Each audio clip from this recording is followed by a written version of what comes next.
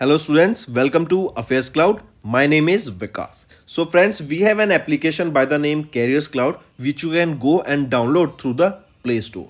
And once you have downloaded, you can log in with your Gmail ID. And why I am suggesting you this application, because this is the one-stop solution for all the current affairs. This is the best of the best application and the platform where you can enhance your learning through help. Here you will be provided with multiple courses. Here you will be provided with multiple options of quizzes, and even you will be provided current affairs on daily basis. PDFs and quizzes will be provided to you on daily basis, both in Hindi as well as English. Here you will be provided current affairs with weekly basis and monthly basis also. Here remember, once you have done watching our video, then you can log in through this application, take out the PDF, read that PDF and go through the quizzes. That will enhance your preparation. Same you have to do for weekly and same you have to do for the monthly also. In monthly you will be provided with the top 100 important questions PDF and video also, that will enhance your learning, and it will be a very beneficial and important video for the revision perspective. And not just this friends, apart from this we also provide you banking and economic questions. We provide you state current affairs such as of Uttarakhand, UP, Tripura, Telangana, and many more.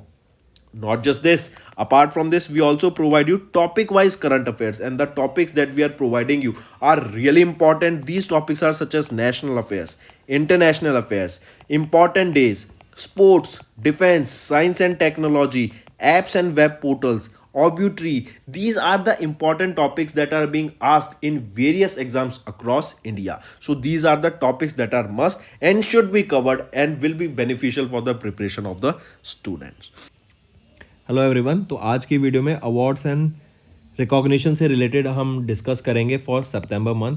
काफ़ी अच्छे questions रहेंगे, तो हमारे साथ आखिरी तक बने रहिएगा। चलिए स्टार्ट करें। सबसे पहले, which of the following is not a winner of the 65th edition of Ramon Magsaysay award announced in August. तो ये जो रेमन मैग्सेसे अवार्ड होना है, सबसे पहले याद रखना, इसको नोबेल प्राइज ऑफ एशिया के नाम से भी जाना जाता है, नोबेल प्राइज ऑफ एशिया। ठीक, और अभी रिसेंटली याद रखेंगे, इनमें से सभी को सम्मानित किया गया एक्सेप्ट ऑप्शन 5, राइट। तो याद रखेंगे, Ravi Kannan, Miriam Coronel, Eugenio Lemos and Korvi Rakshand, इन चारों को यहाँ पे सम्मानित किया गया था 65th edition of Ramon Magsaysay award से, या फिर हम बोलें Nobel prize of Asia award से यहाँ पे इनको सम्मानित करा गया। करेक्ट, कहाँ पे सम्मानित किया गया? मनीला, फिलीपींस में। Next, which among the following are correct with respect to national award for e governance. ये भी प्रेजेंट किए गए थे during the 26th edition of the national conference जो ई गवर्नेंस पे हुई इन अगस्त। अगर इससे रिलेटेड देखें, पूछा जा रहा है कौन सा ऑप्शन यहाँ पे ठीक रहेगा, तो सारे ऑप्शन ठीक हैं, बल्कि नहीं, ए और सी ठीक है, बी यहाँ पर गलत हो जाता है। ए कह रहा है कि NAFIS टीम ऑफ NCRB, इन्होंने गोल्ड अवार्ड जीता under the excellence in government process री engineering for digital transformation category 1, तो बिल्कुल सही। सी ऑप्शन कह रहा है स्वामिता, जो कि है सर्वे ऑफ विलेजेस, आबादी and mapping with improvise technology in village areas, Swamitva scheme of the ministry of Panchayati Raj, इनको गोल्ड अवार्ड मिला in the application of emerging technologies for providing citizen centric services under category 2, तो ये भी बिल्कुल ठीक है। आता है ऑप्शन बी। बी कह रहा है कि ओडिशा गवर्नमेंट को भी गोल्ड अवार्ड मिला इन द गवर्नमेंट प्रोसेस री engineering for digital transformation category 1 for श्रम व्हीकल्स फैसिलिटेशन सिस्टम, तो नहीं, ये गलत हो जाता है, क्योंकि यहाँ पे ओडिशा गवर्नमेंट नहीं होगा, बल्कि ये होगा वेस्ट बंगाल गवर्नमेंट। ठीक है, अब ऑप्शन आपका बी ठीक है। नेक्स्ट पे आते हैं, who has been recently honoured with the world innovation award at the first BRICS innovation forum, जो कि मॉस्को में हुआ। सबसे पहले तो ये याद रखेंगे कि फर्स्ट ब्रिक्स इनोवेशन जो फोरम था वो हुआ कहाँ पे था? यह हुआ मॉस्को, रशिया में। यहाँ पे किनको सम्मानित किया गया? तो याद रखेंगे, तेलंगाना की पहली women chief innovation officer Shanta Thoutam ji को यहाँ पे सम्मानित किया गया with the world innovation award, right. इनको वर्ल्ड इनोवेशन अवार्ड से सम्मानित किया गया during the first BRICS innovation forum, जो कि मॉस्को, रशिया में हुई थी, राइट। एंड ये अवार्ड उन लीडर्स को दिया जाता है जो कि सेल्फ कंट्रीब्यूशन देते हैं for achieving the sustainable development goals. Next, which of the following personality has been rated A+ in the global finance central bankers report card by global finance magazine. तो global finance magazine के द्वारा global finance central banker report release की गई और इसमें जिनकी A+ rating आई है वो है इंडिया के RBI गवर्नर शक्तिकांत दास। तो राइट ऑप्शन बन जाता है यहाँ पे option 5। Next, which railway station has recently been certified as the green railway station with the highest rating of platinum by IGBC, जो कि है Indian green building council CII, right. IGBC CII के द्वारा अभी ग्रीन रेलवे स्टेशन सर्टिफाइड कौन से railway station को किया गया वो पूछा जा रहा आपसे। तो ये है आपका विजयवाड़ा रेलवे स्टेशन, मार्क करके चलेंगे। कहाँ पर है विजयवाड़ा रेलवे स्टेशन? आंध्र प्रदेश में, ठीक। और इनकी जो ये जो रेटिंग है इनको सर्टिफाई किया गया for the next 3 years। Next, which of the following points are correct with respect to Swachh Vayu Survekshan 2023 award presented by Bhupendra Yadav of the ministry of environment forest and climate change. तो हम बात कर रहे हैं स्वच्छ वायु सर्वेक्षण अवार्ड्स की। तो इसमें से ऑप्शन देखें तो तीनों ऑप्शन यहाँ पे आपके बिल्कुल सही रहेंगे। पहला है कैटेगरी 1 के लिए, दूसरा है कैटेगरी 2 के लिए और तीसरा है कैटेगरी 3 के लिए, राइट। और याद रखेंगे ये सेकेंड एडिशन रहेंगे स्वच्छ वायु सर्वेक्षण अवार्ड के जो 2023 में हुए थे। अगर कैटेगरी 1 में देखें तो इंदौर ने टॉप किया from Madhya Pradesh, Agra second and Thane third from Maharashtra. से कैटेगरी 2 में देखें तो अमरावती महाराष्ट्र ने टॉप किया, मुरादाबाद यूपी ये सेकंड पे एंड गुंटर थर्ड पोजीशन पे फ्रॉम आंध्रबाद। और परवानो ऑफ हिमाचल प्रदेश कैटेगरी 3 में टॉप पे रहा, followed by Kalamb of Himachal Pradesh on second and Angul on third position from Odisha, ठीक है। चलिए नेक्स्ट पे आते हैं। नेक्स्ट है which of the following points are correct with respect to the Shanti Swarup Bhatnagar awards for science and technology. तो शांति स्वरूप भटनागर अवार्ड ये दिया जाता है in the field of science and technology और अभी यहाँ पे 12 यंग साइंटिस्ट को सम्मानित करा गया था, राइट। तो इसमें से पूछा जा रहा है ABC कौन सा ठीक रहेगा, तो तीनों ऑप्शन ABC यहाँ पे तीनों ऑप्शन आपके ठीक रहेंगे। CSIR के डायरेक्टर जनरल N कालशिवी इन्होंने अनाउंस किया Shanti Swarup Bhatnagar award for science and technology 2022 to be distributed to 12 young scientist. तो बिल्कुल सही। दीप्यामन गांगुली, राइट, दीप्यामन गांगुली इन्होंने अवार्ड जीता in medical science category for clinical and translational कोविड-19 research including RCT randomised controlled trials, बिल्कुल सही। अश्विनी कुमार इन्होंने जीता award under the biological science category for biofilm induced infection in tuberculosis, तो बिल्कुल सही। Moving on, according to the global leaders award rating tracker, इनके द्वारा भी एक डाटा रिलीज किया गया जिसमें बताया गया about the most popular global world leader और उनको 76% की रेटिंग मिली। वो कौन है? वो है इंडिया के prime minister Narendra Modi ji, right. और ये थर्ड टाइम यहाँ पे टॉप किया इन्होंने, थर्ड कॉन्जिक्यूटिव टाइम 2021 में, 2022 में और अब 2023 में भी इन्होंने ये उभर कर आए as the world's most popular global leader, ठीक है। और यहीं पे याद रखेंगे 2023 में इनकी कितनी परसेंट रेटिंग मिली? इनको 76% रेटिंग मिली, जिसमें से 18% ने इनके खिलाफ वोट किया और 5% ने कोई अपना ओपिनियन ही नहीं दिया। Next, name the personality from India along with his team member who has recently won 2023 IG Nobel prize under the mechanical engineering category. ये IG नोबेल प्राइज क्या होता है बेसिकली कि पहले तो लोगों की जो डिस्कवरी है, इनोवेशन है, उस पर पहले लोग हंसते हैं, right, to honour the achievements जिन्होंने, जैसे मान लो काफ़ी पहले कि इन्होंने कोई अचीवमेंट करी है, राइट, उन पे पहले उन लोगों ने उनका मजाक उड़ाया, लेकिन विद टाइम लोगों को समझ आया कि अरे नहीं, ये तो हंसने वाली बात नहीं थी, बल्कि इन्होंने तो कुछ जेन्युइन चीज़ को डिस्कवर किया एंड फिर लोगों को सोचने पर मजबूर कर दिया। इसीलिए ये IG नोबेल प्राइज से सम्मानित किया गया, करा जाता है लोगों को। एंड इस बार मैकेनिकल इंजीनियरिंग कैटेगरी में अनूप राजप्पन को यहाँ पे सम्मानित किया गया with this Nobel IG Nobel prize से, ठीक है, अंडर मैकेनिकल इंजीनियरिंग कैटेगरी।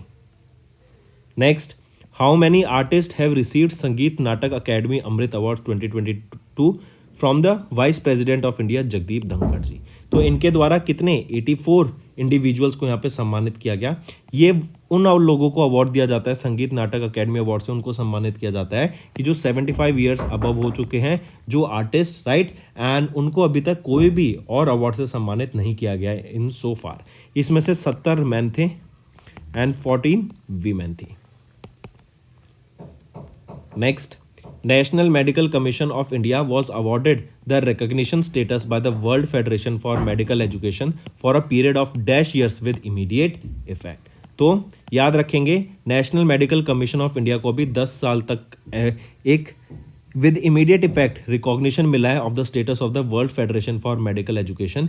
या इससे क्या होगा, 706 जो एग्जिस्टिंग मेडिकल कॉलेज है ना, उनको अब एक्रेडिशन मिल जाएगा कि वर्ल्ड वाइड वो अब अपने मतलब पूरे ग्लोबली उनको रिकॉग्नाइज किया जाएगा एंड बाहर से बच्चे यहाँ के पढ़ सकते हैं एज वेल एज यहाँ के बच्चे दूसरी कंट्रीज में जाके प्रैक्टिस कर सकते हैं मेडिसिन को। Next, which of the following are correct with respect to the Rajbhasha Kirti पुरस्कार 2022-2023। अगर इसके बारे में देखें तो ऑप्शन ए और बी सी ठीक रहेगा, सी गलत है। ए कह रहा है department of pension and pensioners welfare has been recognise as the best performing first department in the category of ministries and department with less than 300 employees for the second consecutive year, तो बिल्कुल सही। दूसरा कह रहा है the controller and auditor general of India awarded for outstanding implementation of official language policy in the ministry department category with more than 300 personnel of the year 22-23।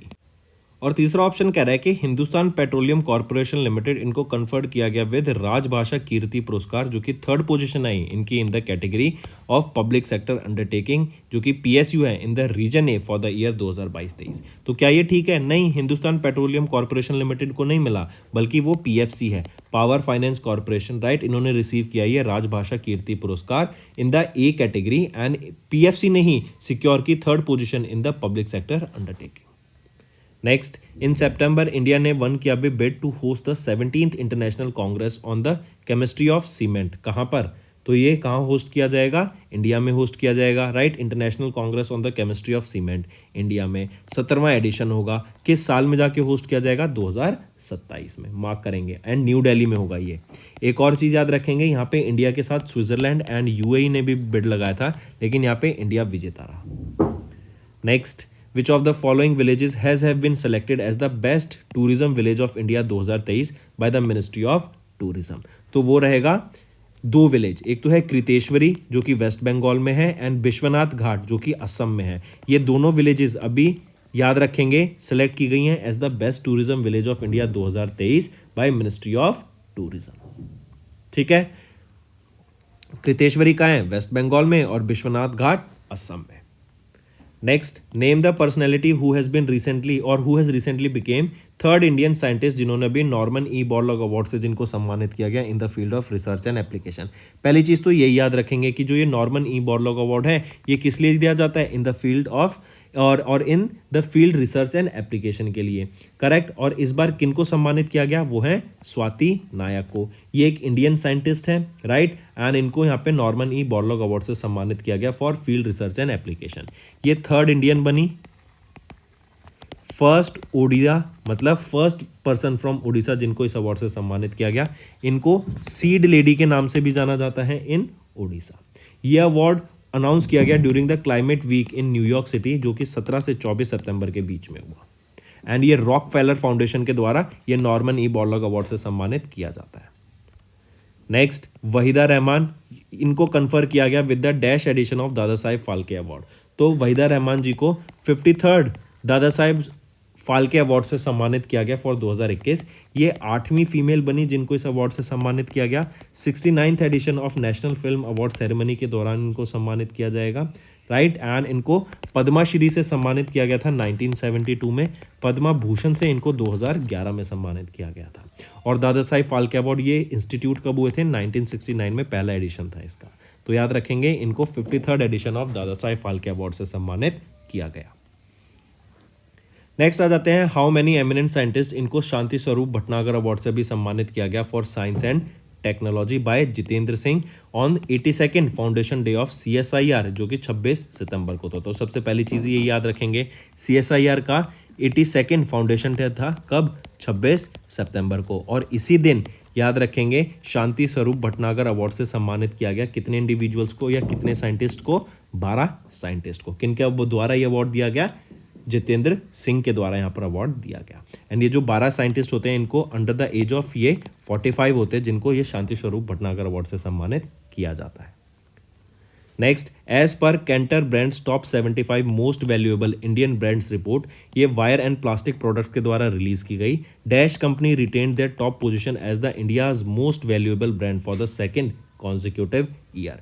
तो याद रखेंगे टाटा कंसल्टेंसी सर्विस TCS, इन्होंने यहाँ पे टॉप किया in the Kantar brands top 75 most valuable Indian brands report. ये wire and plastic products के द्वारा रिपोर्ट रिलीज की गई। एंड यहाँ पे जो ये टॉप 75 कंपनीज है ना, इनकी जो टोटल वैल्यूएशन निकल के सामने आती है वो है $379 बिलियन। टॉप पर TCS, फिर HDFC सेकंड पर और इन्फोसिस थर्ड पोजीशन पे आ जाती है। तो दोस्तों ये थे हमारे important current affairs for awards and recognitions for September month. Session पसंद आए तो वीडियो को लाइक कर देना। For more such revision current affairs आगे बढ़ते हैं जो आपकी लर्निंग में हेल्प करेंगे। नेक्स्ट है, according to the association of mutual fund in India, वो कौन सी स्टेट है जो कि एमर्ज कर रही है as the leader in the mutual fund investment in India during जुलाई सितंबर क्वार्टर। तो याद रखेंगे वो है महाराष्ट्र। महाराष्ट्र ने यहाँ पे टॉप किया, ये एमर्ज करके आई as the top state with the maximum investment in mutual fund. Correct. इसके बाद आ जाती है गुजरात, गुजरात के बाद आ जाता है आपका कर्नाटका। अगर नंबर के हिसाब से देखें तो 25.85 लाख करोड़ की हमें यहाँ पे इन्वेस्टमेंट देखने को मिली इन इक्विटी, राइट, जो आप शेयर मार्केट में इन्वेस्ट करते हैं, जिसमें से 7.47 लाख करोड़ कहाँ से आई? ये आई महाराष्ट्र से।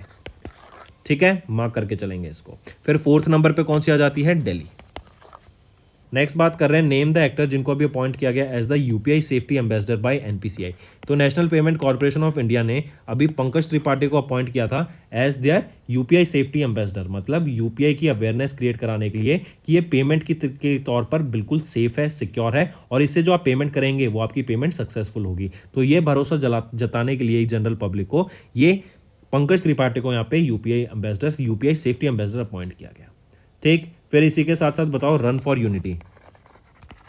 रन फॉर यूनिटी ये एक इवेंट हुआ, लखनऊ में हुआ। लखनऊ का है? UP में हुआ, राइट। एंड ये बर्थ एनिवर्सरी थी, किनकी बर्थ एनिवर्सरी पे हुआ? तो सरदार पटेल की बर्थ एनिवर्सरी पे हमें ये देखने को मिला।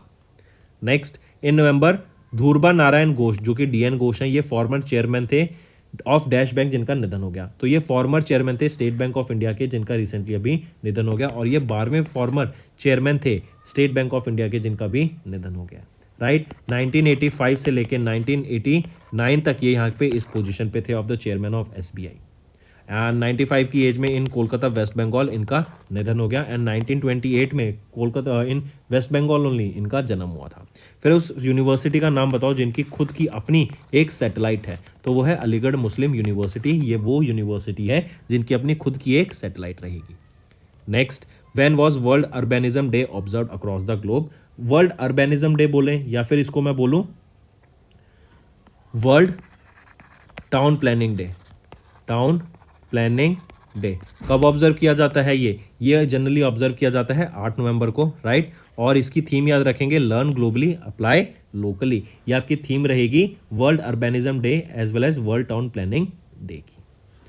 Next, when was national legal service day observe across India. तो नेशनल लीगल सर्विस डे हम 9 नवंबर को ऑब्जर्व करते हैं अक्रॉस इंडिया, राइट। और इस बार 29वां नेशनल लीगल सर्विस डे हमने ऑब्जर्व करा, मार्क करके चलेंगे इसको। फिर इसी के साथ बताओ अभी रिसेंटली वर्ल्ड फूड इंडिया ये एक समिट हुई थी, कहाँ पर हुई? न्यू दिल्ली में हुई। किसके द्वारा इनॉग्रेट की गई? PM मोदी के द्वारा इनॉग्रेट की गई। फिर इसी के साथ साथ ग्लोबल हाउसिंग प्राइस राइज ये एक डाटा रिलीज किया गया जिसमें इंडिया की कौन सी सिटी 4th पोजीशन पे आती है। तो मुंबई सिटी ने यहाँ पे 4th पोजीशन सिक्योर की इन the global housing price rise. फिर अभी किस कंट्री ने इंडियंस के लिए वीजा फ्री एंट्री अलाउ कर दिया टू बूस्ट टूरिज्म? वो है थाईलैंड। फिर इसके अलावा वियतनाम एंड इवन श्रीलंका ने यहाँ पे वीजा फ्री एंट्री अलाउ कर दिया इंडियंस को। Next, in which Indian state Lipulekh pass was located. तो लिपुलेख पास कहाँ पर लोकेटेड है? तो उत्तराखंड में आपका लिपुलेख पास लोकेटेड रहेगा, मार्क करके चलेंगे, राइट। देन इसी के साथ साथ जरा बताओ किस कंपनी ने अभी रिसेंटली पार्टनर किया Reliance beauty and personal care limited के साथ ताकि ब्यूटी रिटेल डेवलप किया जा सके इंडिया में? तो वो रहेगा सेफोरा। सेफोरा ये आपका वर्ल्ड का लीडिंग ओमनी चैनल है for beauty retailer, right. And इन्होंने Reliance beauty and personal care limited के साथ टाई अप किया ताकि ये मिलके आगे ब्यूटी से रिलेटेड प्रोडक्ट्स को इंडिया में लॉन्च कर सके। फिर इसी के साथ साथ ज़रा बताओ, अभी दिल्ली में आर्टिफिशियल रेन कराने की बात की गई ताकि पॉल्यूशन को रोक सकें, तो कौन सी इंस्टीट्यूट के आईआईटी ने यहाँ पे टाइप किया था इनके साथ ताकि आर्टिफिशियल रेन कराई जा सके, और इन्होंने अभी भी कुछ टाइम पहले आर्टिफिशियल रेन को टेस्ट किया था, तो वो है IIT Kanpur. Correct. National Ayurveda day कब ऑब्जर्व किया गया? तो नेशनल आयुर्वेदा डे हम ऑब्जर्व करते हैं 10 नवंबर को, right. National Ayurveda day. And Ayurveda की जो इंपॉर्टेंस है और इंडिया में जो हम इतना ज़्यादा मानते हैं आयुर्वेदा को, उससे रिलेटेड ये एक हेल्थ हम अपनी ठीक कर सकते हैं, राइट। इससे रिलेटेड जो पोटेंशियल है आयुर्वेदा का हमारे प्रिवेंशन में एंड ट्रीटमेंट में, उसके बारे में अवेयरनेस क्रिएट कराने के लिए ये डे ऑब्जर्व किया जाता है, राइट। नेशनल आयुर्वेदा डे 10 नवंबर को ऑब्जर्व किया गया और इस साल 2023 में इसका 8वां एडिशन हमने ऑब्जर्व किया। पहली बार 2016 में नेशनल आयुर्वेदा डे ऑब्जर्व करा गया था। नेक्स्ट आ जाते हैं, उस इंश्योरेंस कंपनी का नाम बताओ जिन्होंने हमें पार्टनर किया Finco Vonio services private limited के साथ to provide easy access to get health insurance. वो है star health and allied insurance, right. इन्होंने अभी रिसेंटली पार्टनर किया Finco Venio services private limited के साथ to provide easy access to get health insurance, right. Mark करके चलेंगे। फिर इसी के साथ साथ ज़्यादा बताओ, अभी रिसेंटली फीफा वर्ल्ड कप 2024 और 2034 कौन होस्ट कराएगा, किसके द्वारा कंडक्ट कराया जाएगा? तो सऊदी अरेबिया के द्वारा कंडक्ट कराया जाएगा फीफा वर्ल्ड कप 2034 का। नेक्स्ट, इन विच स्टेट भगवान बिरसा बायोलॉजिकल पार्क लोकेटेड? तो भगवान बिरसा बायोलॉजिकल पार्क कहाँ पे लोकेटेड है? तो ये झारखंड में लोकेटेड रहेगा। नेक्स्ट जरा बताओ, अभी रिसेंटली वर्ल्ड वेगन डे कब ऑब्जर्व किया गया था? 1 नवंबर को। वर्ल्ड जेलीफिश डे 3 नवंबर को। International day for biosphere reserve भी 3 नवंबर को ऑब्जर्व किया गया था। नेशनल कैंसर अवेयरनेस डे कब ऑब्जर्व किया गया था? 7 नवंबर को। इन्फेंट प्रोटेक्शन डे 7 नवंबर को। वर्ल्ड रेडियोग्राफी डे 7 नवंबर को। ठीक है।